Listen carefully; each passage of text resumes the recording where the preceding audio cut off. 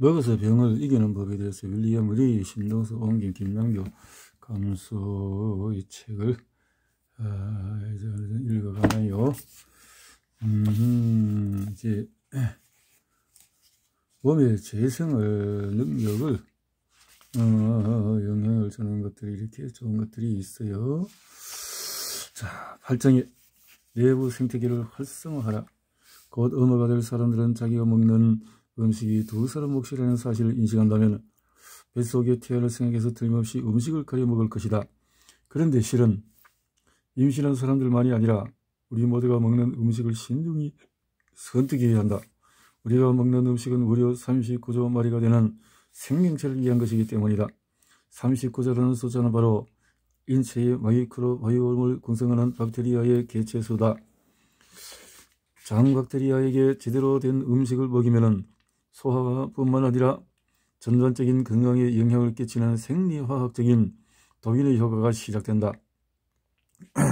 잘 관리된 장박테리아 집단은 암이나 당뇨 같은 병을 물리치는 힘을 키우고 상처 치유력을 높이고 심지어 더 사교성 있는 성격으로 만드는 화학물질을 방출하라는 신호를 뇌에 보내기도 한다. 인류는 염증성 장질환, 우울증, 비만, 심혈관 질환, 파킨슨 병 같은 다양한 질병을 이겨내는데 마이크로바이옴이 어떻게 기여하는가를 조금씩 알아가는 단계에 있다. 마이크로바이옴이 몸에 얼마나 강력하게 영향을 줄 수 있는지 예를 살펴보자. 아크만시아 뮤시니 필라라는 장박테리아는 마이크로바이옴의 1에서 3%를 차지한다. 개체수는 적지만은 이 박테리아는 엄청난 위력이 있다. 아크만시아는 면역체계를 조절하고 혈액내의 포도당 물질 대사를 증진하고 장염증을 줄이고 비만을 방지한다. 그 중에서도 면역체계에 끼치는 영향은 특히 놀라울 정도이다. 요즘에는 암 환자들이 획기적인 면역치료를 받는다. 면역간원 억제제를 이용한 면역요법은 암 치료에 완전히 새로운 방식을 해서 접근한다. 면역체계를 손상시키는 항암요법과 달리 면역요법은 환자 자신의 면역체계를 이용해서 암을 없앤다. 암세포들은 면역체계에 발각되지 않기 위해 생화학적인 은폐 수단을 사용하는데 면역간원 억제제는 그런 은폐 수단을 제거하는 역할을 한다. 2015년 프랑스 파리 구스타프 루시 연구소의 로렌스 지프 보겔 박사 연구팀은 지의 장마이크로바이옴에 생긴 아주 작은 변화들이 면역요법의 치료 효과에 영향을 끼칠 수 있다는 사실을 밝혔다. 이들은 인간 암 환자들에게 동일한 연관성이 존재하며 면역치료 효과가 있는 환자들의 마이크로바이옴에는 건강에 중요한 장박테리아인 아크만시아가 있다는 사실을 발견했다. 장에 아크만시아가 있는 환자는 치료에 반응을 보이고 면역체계를 가동시켜서 암과 싸울 가능성이 크다. 하지만 아크만시아가 없으면 면역체계는 면역간원 억제제에 반응하지 않고 암은 면역체계의 감시망을 빠져나가서 계속해서 증식한다.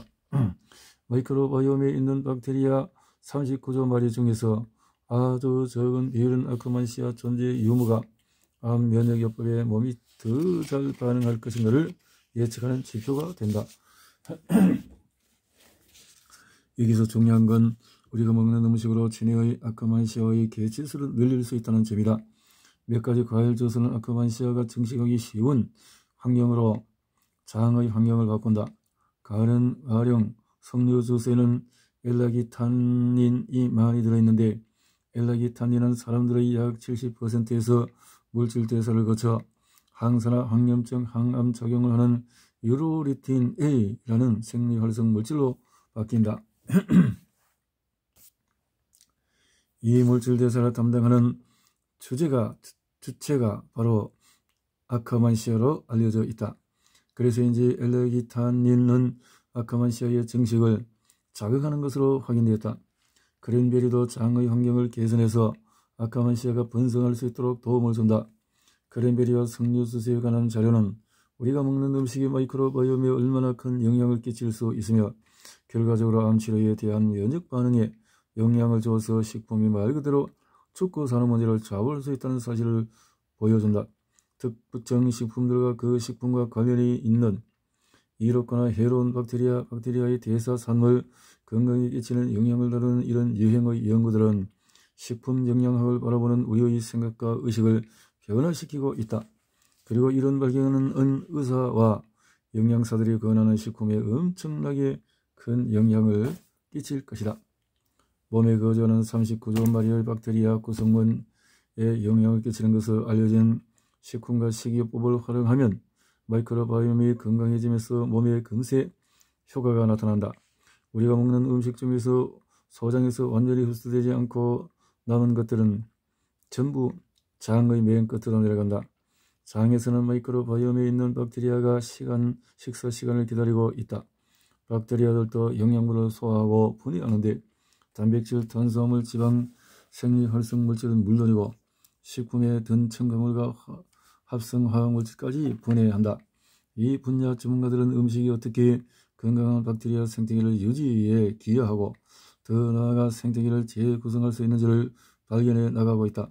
마이크로바이옴에 유익한 박테리아 수가 너무 적으면 그런 좋은 박테리아를 늘리고 해로운 박테리아가 너무 많을 경우에는 해로운 박테리아를 줄일 수 있다.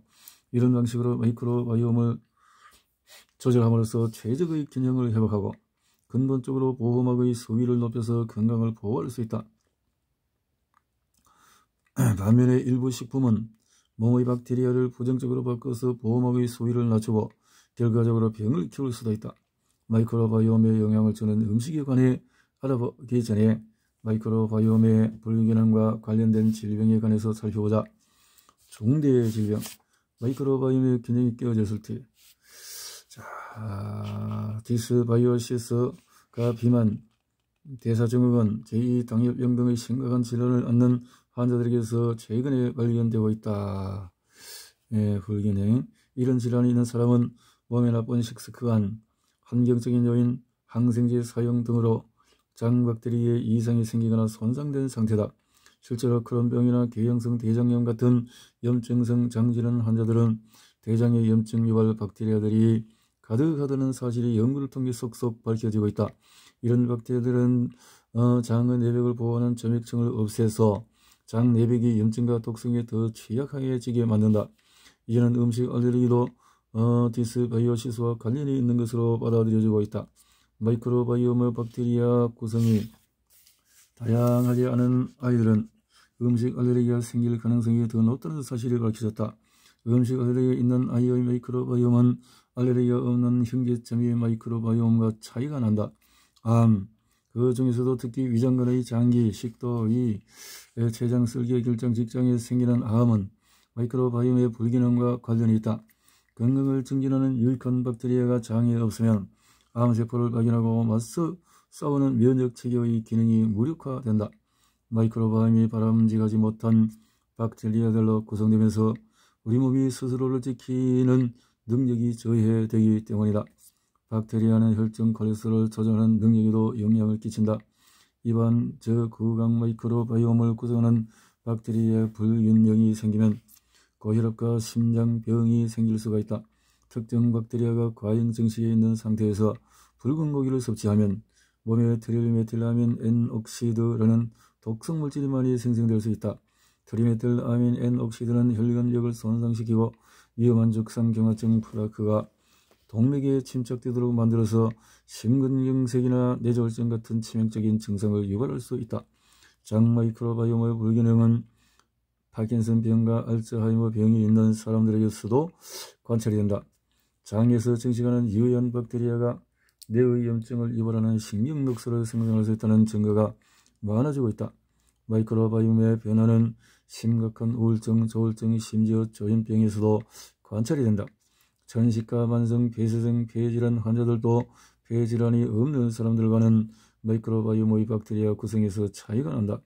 장의 세균 불균형은 몸의 자가 면역 질환을 유발하는 항체가 생성되도록 만드는 비정상적인 단백질을 만들기도 한다. 건강에 이로운 박테리아의 감소는 다발성 경화증, 류마티성 관절염, 셀리악병, 염증성 장질환에서도 관찰이 된다. 이런 증상들은 모두 마이크로바이옴의 이상과 관련이 있다. 지금 이 시대에 알려진 심각한 질병들 대다수는 마이크로바이옴이 정상적인 분포에서 벗어나 있는 상태라는 공통점이 있다. 역으로 해석하면 이러한 박테리아가 몸에 확실히 자리 잡는 것이야말로 건강의 필수 조건이라 하겠다. 반가운 소식은 특정 식품을 먹으면 좋은 박테리아를 늘리고 나쁜 박테리아를 줄여서 건강을 지키는 마이크로바이옴의 박테리아 구성을 만들 수 있다는 사실이다. 몸에 이런 박테리아가 들어있는 식품은 마이크로바이옴을 돕는 방법 중에 하나는 직접 박테리아를 섭취하는 방법이다. 우리가 먹는 음식 중에서 몸에 이런 박테리아로 발효해서 보존하는 식품들이 꽤 있다. 이런 발효식품은 보기만큼 그렇게 맛이 역겹지는 않다. 먹을 수 있는 유익한 박테리아를 이용해 식품을 보존하기 시작한 것은 고대 그리스, 로마, 중국, 인도 사회로 거슬러 올라간다. 오늘날에도 박테리아의 배양균은 흔히 먹는 여러 식품을 만드는 핵심 재료로 쓰인다. 발효식품을 먹으면 장 마이크로바이옴의 구성이 더 강해져서 건강을 지키는 힘이 커진다. 유익한 박테리아를 이용해서 만든 식품들을 우선 몇 가지만 살펴보자. 사우어크라우트. 사우어크라우트는 약간 시큼하고 톡 쏘는 맛이 나며 전통적인 식사에서 곁들임 음식으로 많이 먹고 양념이나 고명으로 쓰기도 한다. 미생물이 잔뜩 들어있는 사우어크라우트는 양배추를 아주 짧게 썬 뒤에 젖살을 만드는 락토바실러스 젖상균이라는 박테리아로 발효시켜서 만든다. 사우어크라우트는 한 종지에는 박테리아가 많게는 5조 마리까지 들어있다. 사우어크라우트는 본래 중국에서 먹던 음식으로 상인들에 의해서 동유럽과 서유럽에 전파된 이후에 슬라브족과 독일의 전통 요리로 자리를 잡았다. 잘게 데친 양배추를 소금에 절이면 공기 중의 락토바실러스가 내려앉아서 섞인다. 처음에는 여러 종류의 박테리아가 대량으로 서식하면서 사우어크라우트를 발효시킨다.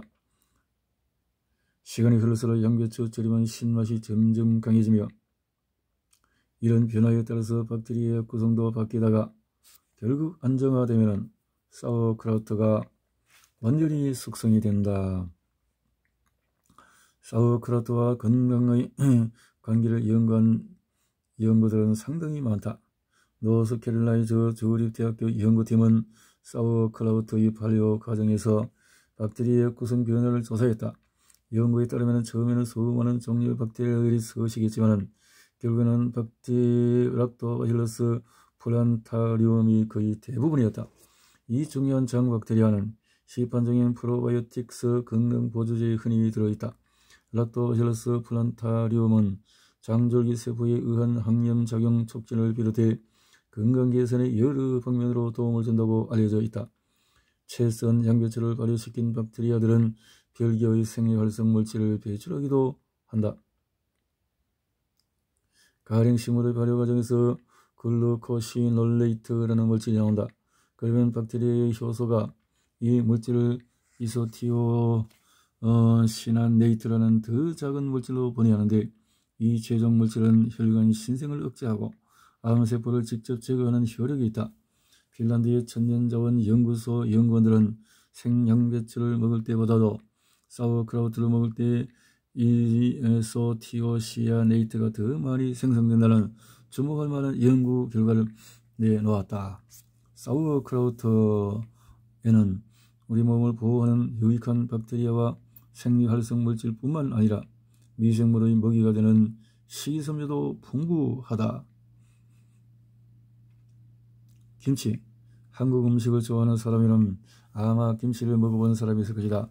매운맛이 일품인 김치는 소금에 절인 배추, 무, 파, 고추, 마늘, 생강, 젓갈에 굴리는 발효 해산물을 넣고 발효시켜서 만든다. 김치라는 이름의 어원은 침채로 말 그대로 소금물에 담근 채소라는 뜻이다. 전통 방식으로는 김치를 담가서 장독에 넣은 뒤에 장독을 땅속에 묻어 발효시킨다.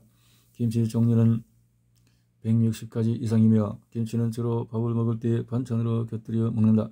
한국 음식점에는 어디든지 김치가 나오고 아시아 사람들이 운영하는 식료품점에 가면 김치를 구입할 수 있다.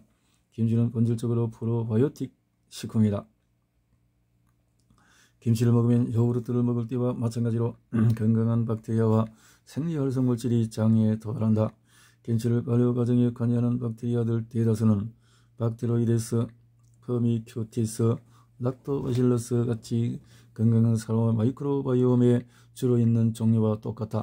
한국 세계김치연구소 연구원들은 렌틴바킬러스 김치라는 새로운 유형의 박테리아를 발견하기도 했다. 이 박테리아는 비타민 K2를 생성한다.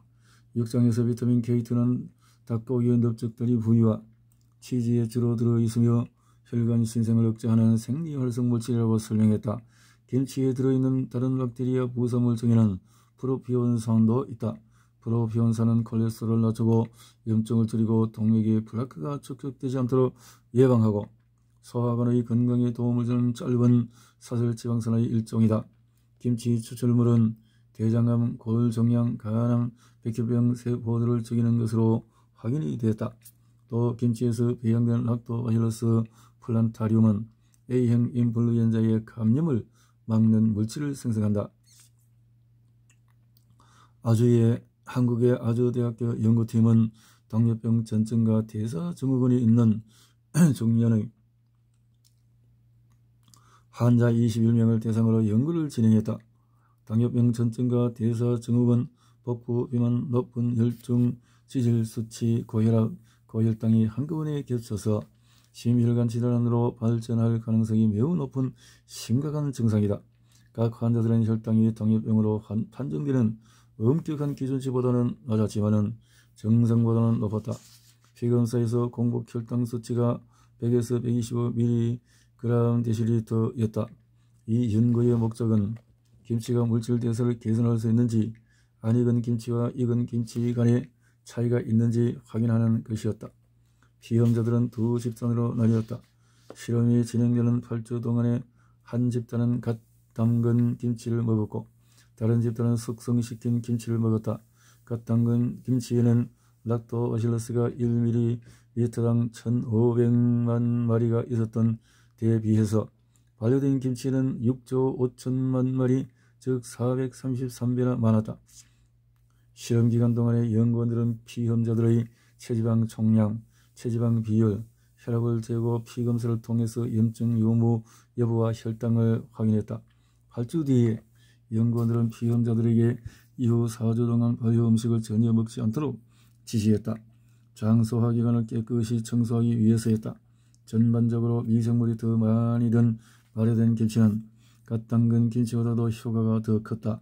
안 익은 김치를 먹었을 때는 체지방이 3.9% 감소했지만 발효된 김치를 먹었을 때는 6%, 즉 체지방이 1.6배나 더 많이 감소했다.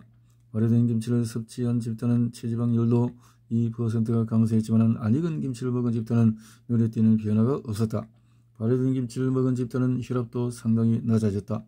또 연구들은 구강당부하 검사를 실시해서 포도당이 몸에서 얼마나 효과적으로 분해되는지를 조사했다. 피험자들에게 젤리빈 42개에 해당하는 양의 당이 든 음료를 마시게 하고 음료를 마시기 전과 마신 지 2시간이 지난 시점에 각각 혈당을 측정했다. 발효된 김치를 먹은 피험자들은 김치를 먹기 전에 비해서 당부하 검사 결과가 33% 개선됐다. 즉 발효김치를 먹은 집단이 안 익은 김치를 먹은 집단보다도 개선 효과가 3.5% 더 높았다. 따라서 어떤 김치를 먹든 체지방, 혈압, 당 민감성을 감소시키는 데 도움이 되지만 그 효과는 안 익은 김치보다도 익은 김치가 더 컸다. 파우 차이. 위암 고위험 군자는 그는 김치를 먹을 때 주의해야 된다고.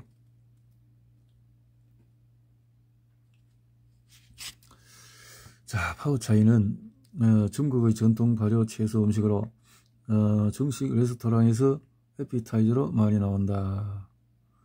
이것이 특히 퍼미쿠티스와 락토바실러스 수가 대다수를 차지한다. 중국에서 파우차이를 밥에 곁들여서 반찬으로 흔히 먹는다. 치즈는 마이크로바이옴의 건강을 고려할 때 치즈는 장에 도움이 되는 식품이다. 치즈는 우유, 레니시라는 효소, 종균 배양액으로 만든다. 종균 배양액은 여러 박테리아들로 구성이 되며 그 구성은 치즈의 종류에 따라서 달라진다. 이 박테리아들에서 젖산이 생성되는데 젖산이 효소와 작용하면서 우유가 응유와 유장으로 바뀐다. 이후에 여러 단계를 거치면서 시중에서 판매되는 전통 치즈 고유의 맛과 질감이 생긴다. 치즈는 종류별로 고유의 마이크로바이옴이 있다. 마이크로바이옴은 어떤 종균 배양액을 사용하는 것의 결과로 치즈가 어디에서 만들어지고 어떤 환경에서 숙성되는가에 따라서 정해진다. 치즈가 숙성되는 몇 주, 몇 달, 몇 년 동안 박테리아, 곰팡이, 이스트 등의 미생물들이 서식하고 정식하면서 고유의 치즈 마이크로바이옴 향미를 만든다. 치즈를 먹으면 박테리아와 박테리아에서 생성된 물질을 모두 먹게 되는데 양쪽 모두 우리 건강에 이로운 영향을 준다. 파르미지아노 레지아노 치즈는 이탈리아 파르마에서 유래한 전통적인 경성 치즈로 그들은 원판 모양이며 제조 후에 1, 2년 숙성 과정을 거쳐서 소비자에게 판매된다. 치즈 제조 과정의 처음 몇 달 동안에는 다양한 박테리아가 치즈에 서식하지만 치즈가 숙성되면서 산도가 변하기 때문에 치즈가 상품으로 완전히 모습을 갖출 때쯤이면 많은 박테리아들이 종적을 감춘다. 끝까지 남는 박테리아들 중에서 대표적인 것이 락토바실러스 카제이와 락토바실러스 럼노서스다. 두 가지 모두 위장염, 당뇨병, 암, 비만, 심지어 산후 우울증을 억제하는 이로운 작용을 하는 것으로 관찰이 되었다. 파르미지아노 레지아노 치즈는 프로바이오틱 박테리아를 섭취할 수 있는 중요한 자연식품이다. 소젖으로 만드는 고다 치즈 역시 프로바이오틱 성분에 관한 연구가 활발히 이루어지는 치즈 중의 하나이다. 육장에서 고다 치즈에는 혈관 신생을 억제하는 비타민 K2가 들어있다고 설명했던 것을 기억할 것이다. 그뿐만 아니라 고다 치즈는 락토바실러스 플랜타름, 락토바실러스 카제이를 포함한 20종류가 넘는 박테리아 종이 있으며 박테리아 구성은 치즈가 숙성되면서 점차 바뀐다. 유럽의 고다 치즈는 생우유로 만들지만 미국에서는 저온 살균 우유로 만든다. 벨기에의 겐트 대학교와 농수산 연구소 연구원들은 생우유로 만든 고다 치즈는 살균 처리한 우유 치즈로 만든 치즈보다도 박테리아 종류가 더 다양한 유익한 특성을 띈다고 밝혔다. 생우유로 만든 치즈는 미국에서 높은 평가를 받지만 미국 식품의약국은 모든 유제품은 살균 처리된 상태로 최종 포장되어야 한다는 의무 규정을 두고 있다. 이런 연방보호 규정은 1949년 생우유 치즈와 관련된 병이 발생한 뒤로 식품 안전을 위해서 제정되었으며 1987년에는 모든 생우유 제품의 판매를 금지했다. 60일 이상 된 치즈 몇 가지는 이 규정에서 예외 적용이 될지 모르지만 이런 규정이 있다는 것은 미국에서 판매되는 모든 치즈는 유럽에서 판매되는 치즈처럼 완전한 종류와 구성의 마이크로바이옴을 가질 수 없다는 뜻이다. 카망베르는 프리바이오틱스의 역할도 해서 치즈를 만드는 종균 배양에 들어있지 않은 장의 박테리아 수치에도 영향을 준다. 프랑스 국립농업연구원의 임상실험에 따르면 카망베르 치즈를 먹는 사람들은 엔테로코커스 페시움이라는 장 박테리아 수가 증가했다. 이 박테리아는 치즈에 들어있지만은 않지만은 원래부터 장에 서식하던 이 박테리아의 치즈가 영양을 공급해서 성장을 돕는 것이다. 그렇다면 치즈는 고유의 마이크로바이옴으로 사람의 장 마이크로바이옴에 프리바이오틱스로도 프로바이오틱스로도 영향을 준다. 치즈에 든 박테리아는 소화 효소 속에서도 살아남는다. 치즈 박테리아는 소화관을 처음부터 끝까지 통과한다. 실제로 치즈를 먹은 사람의 분변에는 치즈 박테리아가 검출된다. 염분과 포화지방을 생각해서 적정량만 섭취하도록 주의해야 한다는 점만 잊지 않는다면 치즈는 다른 많은 유익한 기능뿐 아니라 우리 몸의 마이크로바이옴에 도움을 주는 역할로도 유익한 식품이다. 요구르트는 우유를 데웠다가 식힌 뒤에 박테리아와 섞어서 발효시켜 만든다. 요구르트는 탄생한 지 5,000년 이상 된 식품으로 고대 그리스 문헌에 요구르트의 효능에 관한 내용이 있을 정도다. 천년 요구르트는 어쩌다가 우유에 균이 들어갔는데 그것이 먹을 수 있는 식품이라는 사실이 나중에 밝혀지면서 탄생하게 됐다. 하지만 그 안에 들어있는 박테리아인 락토바실러스의 존재는 불가리아의 의대생이 요구르트의 미생물학을 연구하는 과정에서 발견되었다. 노벨상 수상자인 일라 메치니코프는 불가리아 농민들이 장사한다는 사실에 주목하고 그들이 장사할 수 있었던 건 그들이 주식으로 먹었던 요구르트 덕분임을 알아냈다. 오늘날 플레인 요구르트라고 불리는 당을 첨가하지 않은 요구르트는 건강식으로 알려져 있는데 그 이유는 박테리아가 많이 들어있기 때문일 것이다. 오하이오의 영스타운 주립대학교 연구원들은 건강한 지원자 6명을 대상으로 실험을 진행했다. 피험자들은 42일 동안 매일 요구르트 한 컵씩을 섭취했다. 요구르트는 실험이 진행되는 6주 동안 2에서 4일마다 지급됐다. 1회분에는 박테리아가 약 1.1이 들어있었다. 피험자들은 7일에 한 번씩 총 7차례에 걸쳐서 각자 분변을 받아서 검사용 시료로 제출했다.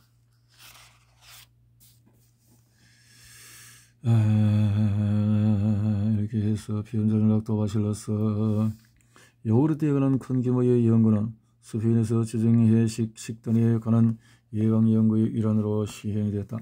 연구들은 7,000여 명의 요구르트 섭취량과 리그난 섭취를 조사했다. 리그난은 식물에 들어있는 폴리페놀로 장박테리아에 의해서 생리활성 물질인 엔테로디올과 엔테로락톤으로 분해되며 이 물질들은 심장병 위험을 낮추는 작용을 한다. 연구 대상자들의 경우에 리그난의 공급원이 되는 주요 식품은 올리브오일, 밀로 만든 식품들, 토마토, 적포도주, 아스파라거스였다. 연구 결과 리그난을 가장 많이 먹은 사람들은 혈당이 낮았으며 리그난과 요구르트를 모두 많이 먹은 사람들은 몸에 나쁜 LDL 콜레스테롤을 포함한 전체적인 혈중 콜레스테롤 수치가 낮았다. 요구르트에 들어있는 락토바실러스는 몸에서 콜레스테롤이 더 많이 제거되도록 만드는 효능이 있다. 동시에 요구르트는 몸에 이로운 박테리아를 몸에 공급하는 효과가 있다. 따라서 리그난이 많이 든 식물성 식품과 요구르트를 함께 섭취하면 심혈관 질환을 예방하고 혈당을 더 잘 관리할 수 있다. 발효빵은 범세계적인 식품이다. 농업이 태동하기도 전인 1만 4천년 전부터 초기 인류가 빵을 구워 먹기 시작했다는 사실을 고고학자들이 발견하면서 빵이야말로 진정한 고대 음식임이 확인이 됐다. 밀가루와 물만 있으면 이스트나 박테리아로 발효시켜서 빵 반죽을 만들어 굽고 찌고 튀길 수 있다. 전통적인 발효빵은 락토바실러스 박테리아가 들어있는 발효균으로 만든다. 락토바실러스가 젖산을 생산하기 때문에 발효빵은 특유의 시큼한 맛이 난다. 전통적으로 발효빵을 만드는 데 쓰는 발효균과 종결은 덜어내기라고 불리는 과정을 통해서 세대에서 세대로 전수가 되었다. 발효빵. 이런 발효빵이 발효균을 통해서 이렇게 할 수도 있군요. 빵을 구울 때 오븐의 온도가 높기 때문에 박테리아들이 생존하지 못하지만은 미트 연구팀은 실험실에서 루테리아 경우에는 살아있지 않더라도 몸에 이로운 효과는 여전히 남는다는 사실을 확인했다. 연구팀이 락토바실러스 루테리를 완전히 분쇄했을 때 죽은 박테리아의 잔해는 살아있는 박테리아와 똑같은 이로운 효과를 냈다. 이는 대단히 놀라운 사실이었다. 그때까지는 장박테리아가 살아있어야만 건강에 이로운 효능이 있다고 믿어왔기 때문이다. 그래서 발효빵에 들어있는 락토바실러스 루테리가 빵을 굽는 과정에서 상실하더라도 완성된 빵에는 박테리아의 잔해가 남아 있어서 빵을 먹을 때 건강에 이로운 효과가 그대로 전달될 수가 있다. 그렇군요. 마이크로바이옴의 좋은 것을 보면서